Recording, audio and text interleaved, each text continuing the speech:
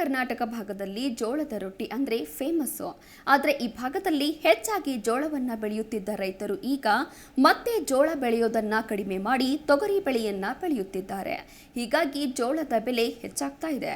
ಜೊತೆಗೆ ಮತ್ತೊಮ್ಮೆ ರೈತರು ಜೋಳವನ್ನು ಬೆಳೆಯಲು ಉತ್ತೇಜಿಸುವ ನಿಟ್ಟಿನಲ್ಲಿ ಕೃಷಿ ವಿವಿ ವಿಜ್ಞಾನಿಗಳು ಹೊಸ ತಳಿಯ ಜೋಳವೊಂದನ್ನು ಕಂಡುಹಿಡಿದಿದ್ದು ಜೋಳ ಬೆಳೆಯಲು ರೈತರಿಗೆ ಪ್ರೋತ್ಸಾಹ ನೀಡಿದ್ದಾರೆ.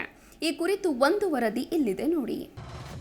ಉತ್ತರ ಕರ್ನಾಟಕದ ವಿಜಯಪುರವನ್ನ ಜೋಳದ ಕಣಜವೆಂದು ಕರೆಯಲಾಗುತ್ತೆ.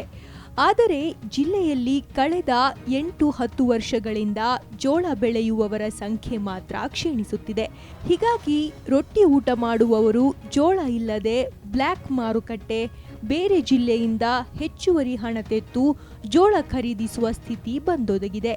ಇದಕ್ಕೆ ಮುಖ್ಯ ಕಾರಣವೆಂದರೆ ಹೆಚ್ಚು ಹೆಕ್ಟೇರ್ ಪ್ರದೇಶದಲ್ಲಿ ಜೋಳ ಬಿತ್ತನೆ ಮಾಡಿದ್ರೂ ಇಳುವರಿ ಕಡಿಮೆ ಸಿಗುತ್ತೆ.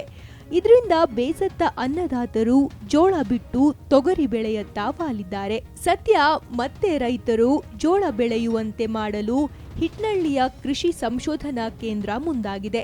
ಹೌದು, ವಿವಿ ಘಟಕ 2 ಹೊಸ ತಳಿಗಳನ್ನು ಸಂಶೋಧಿಸಿ ಪ್ರತಿ ಗ್ರಾಮದಲ್ಲಿ 1 ಎಕರೆಯಲ್ಲಿ ಪ್ರಾತ್ಯಕ್ಷಿಕೆ ನಡೆಸುತ್ತಿದೆ.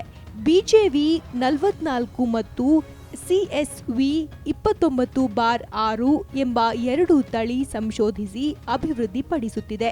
ಈ 2 ತಳಿಯಿಂದ ಕಡಿಮೆ ಹೆಕ್ಟೇರ್ ಪ್ರದೇಶದಲ್ಲಿ ಹೆಚ್ಚು ಜೋಳ ಸಿಗುತ್ತದೆ. ಕಪ್ಪು ಭೂಮಿಯಲ್ಲಿ ಹೆಚ್ಚು ಇಳುವರಿ ಕೊಡುವುದು ಈ ಹೊಸ ತಳಿಗಳ ಗುಣ.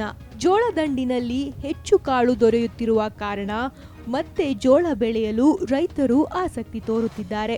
10 ವರ್ಷದ ಹಿಂದೆ 2.5 ಲಕ್ಷ ಹೆಕ್ಟೇರ್ ಪ್ರದೇಶದಲ್ಲಿ ಜೋಳ ಬೆಳೆಯಲಾಗುತ್ತಿತ್ತು. ಸದ್ಯ ತೊಗರಿ ಲಾಭ ನೋಡಿ ರೈತರು ಮನೆಗೆ ಬೇಕಾಗುವಷ್ಟು ಜೋಳ ಬೆಳೆಯಲು ಆರಂಭಿಸಿದ್ದಾರೆ. ಈಗ ಕೇವಲ 50,000 ಹೆಕ್ಟೇರ್ ಪ್ರದೇಶಕ್ಕೆ ಜೋಳ ಬೆಳೆಯಲಾಗುತ್ತಿದೆ. ಹೀಗಾಗಿ ರೊಟ್ಟಿ ಊಟ ಅವಲಂಬಿಸಿದ್ದ ಜನ ಜೋಳಕ್ಕೆ ಪರಿತಪಿಸಬೇಕಾಗಿತ್ತು. ಈಗ ಹೊಸ ತಳಿಗಳು ಸಂಶೋಧನೆಯಾದ ಮೇಲೆ ರೈತರು ಮತ್ತೆ ಜೋಳವನ್ನ ತೊಗರಿ ಜೊತೆ ಬೆಳೆಯಲು ಆರಂಭಿಸಿದ್ದಾರೆ. ವಿವಿಯಿಂದ ಅಖಿಲ ಭಾರತ ಸಮನ್ವಯ ಜೋಳ ಅಭಿವೃದ್ಧಿ ಯೋಜನೆಯಡಿ 2 ತಳಿಗಳನ್ನ ಸಂಶೋಧನೆ ಮಾಡಲಾಗಿದೆ. ಇದು ಹೆಚ್ಚು ಕಪ್ಪು ಮಣ್ಣಿನಲ್ಲಿ ಉತ್ತಮ ಇಳುವರಿ ಬರುತ್ತದೆ. ವಿಜಯಪುರ ಜಿಲ್ಲೆಯಲ್ಲಿ ಹೆಚ್ಚು ಭೂಮಿ ಕಪ್ಪು ಮಣ್ಣು ಹೊಂದಿರುವ ಕಾರಣ ಸುಲಭವಾಗಿ ಈ 2 ತಳಿಗಳು ಹೆಚ್ಚು ಇಳುವರಿ ನೀಡಬಲ್ಲದು. ಇದರ ಜೊತೆಗೆ ಬಿಸಿ ರೊಟ್ಟಿ ರುಚಿ ಹಾಗೂ ಸ್ವಾದಕರವಾಗಿದ್ದು ಆರೋಗ್ಯಕ್ಕೆ ಉತ್ತಮವಾಗಿದೆ. ಯಾವುದೇ ಕೆಮಿಕಲ್ ಬಳಸದೆ ಸಿರಿಧಾನ್ಯ ಗೊಬ್ಬರ ಬಳಕೆಯಿಂದ ಜೋಳ ಬೆಳೆಯುವ ಕಾರಣ ಹೆಚ್ಚು ಜನರಿಗೆ ಈ ತಳಿಗಳು ಲಾಭದಾಯಕವಾಗಿವೆ. ದಪ್ಪತೆನೆ, ಕಾಳು ಗೊಂಚು ಹೆಚ್ಚಿರುವ ಕಾರಣ ರೈತರಿಗೆ ಇದು ಲಾಭದಾಯಕವಾಗಬಲ್ಲದು. ಜೋಳ ಬಿಡಿಸಿದ ಮೇಲೆ ಉಳಿಯುವ ದಂಟುಗಳು ಜಾನುವಾರುಗಳ ಮೇವಿಗೆ ಹೆಚ್ಚು ಉಪಯೋಗ ಸಹ ಆಗಬಲ್ಲದು.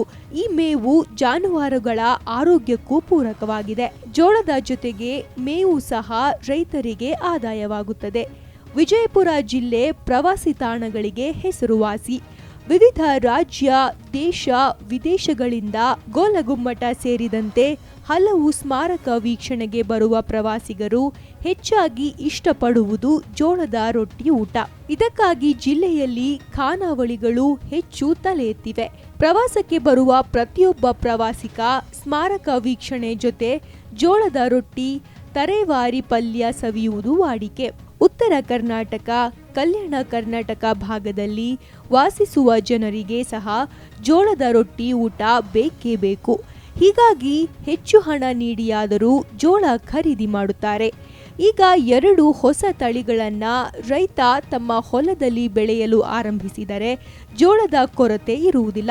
ಇದರ ಜೊತೆಗೆ ರೈತ ಸಹ ಆರ್ಥಿಕವಾಗಿ ಸಬಲರಾಗಬಲ್ಲರು. Shivananda Bhajantri, Zee Kannada news, Vijayanagara. Zee Kannada news ಈಗ ನಿಮ್ಮ ಮನೆಯಲ್ಲೇ ನೋಡಿ. ಎಲ್ಲ ಕೇಬಲ್ಗಳಲ್ಲಿ ಈಗ ಲಭ್ಯ. Sun Direct 292, Jio TV 1334, U digital 162, city cable 51, GTPL 17, Abhishek cables 821, rock line telecommunication 51, Shri Basaveshwara number 60, Vinayaka digital number 53, in digital number 896ರಲ್ಲಿ. ನಿಮ್ಮಿಸ್ತದ ಜಿ ಕನ್ನಡ ನ್ಯೂಸ್ ನೋಡಿ ಆನಂದಿಸಿ.